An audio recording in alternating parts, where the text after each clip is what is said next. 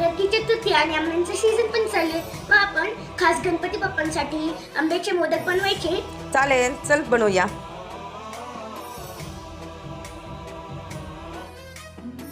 गणनायकाय गणदैवताय गणाध्यक्षाय धीमहि गुणशरीराय गुणमण्डिताय गुणेशानाय धीमहि गुणातीताय गुणाधीशाय गुणप्रविष्टाय धीमहि एकदन्ताय वक्रतुण्डाय गौरीतनयाय धीमहि गजेशानाय भालचन्द्राय श्रीगणेशाय धीमहि